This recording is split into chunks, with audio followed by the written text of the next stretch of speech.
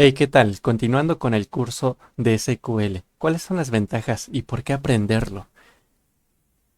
SQL cuenta con una amplia adaptación, es ampliamente utilizado en la industria y es compatible con diversas plataformas y tecnologías. Esto quiere decir que a la hora de migrar mi base de datos realizada en SQL a otra base de datos será 100% compatible. Gestión de bases de datos. SQL permite crear, modificar y consultar bases de datos de manera eficiente. Esto de manera eficiente es gracias al mismo lenguaje, ya que crea sentencias para hacer las consultas más ágiles. Consultas y análisis de datos. Con SQL puedes realizar consultas complejas y extraer información significativa de grandes conjuntos de datos. Nuevamente, volviendo a las consultas. Podemos crear consultas que nos crean una nueva tabla en donde traemos información de la tabla A y de la tabla B, creando una tabla C, en la cual tendremos la información requerida de ambas tablas. Integración con otros lenguajes y tecnologías. SQL se puede integrar con otros lenguajes de programación y herramientas populares. Algunos ejemplos de estos lenguajes de programación pueden ser JavaScript, Python, Java, C Sharp, entre otros.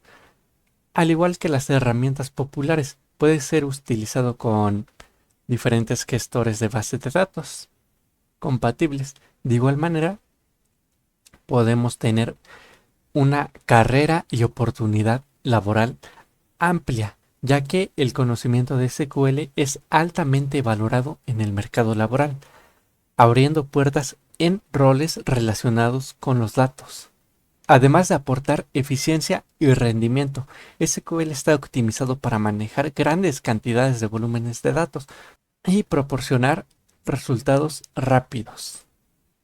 Ok, en SQL contamos con las entidades. ¿Qué es una entidad?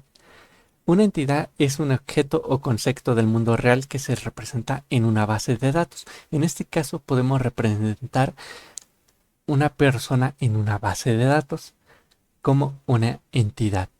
Una base de datos es una entidad que se representa típicamente mediante una tabla.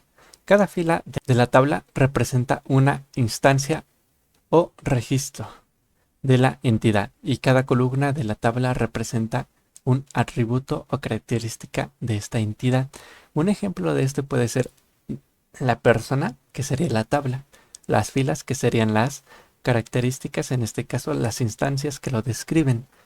Le colocaría Noé Fernando y la columna sería el atributo, o sea, la columna de nombre. En esta columna de nombre tendría una fila con el valor de Noé Fernando. Atributos. Los atributos son las características o propiedades que describen una entidad.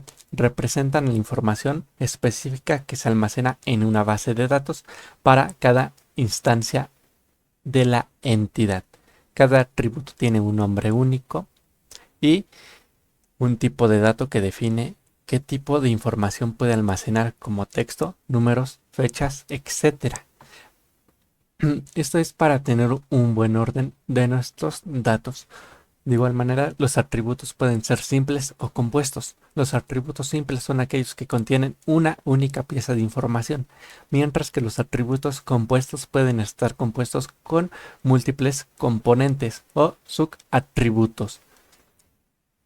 Además, los atributos pueden tener restricciones como valores obligatorios que serían no nulos, valores únicos o valores que pueden cumplir ciertas reglas o formatos. Relaciones. En estas relaciones vamos a relacionar nuestras entidades. Las relaciones en una base de datos se refieren a la forma en que las entidades están conectadas o relacionadas entre sí. Estas relaciones permiten establecer vínculos lógicos y significativos entre los datos, lo que facilita la gestión y recuperación de información.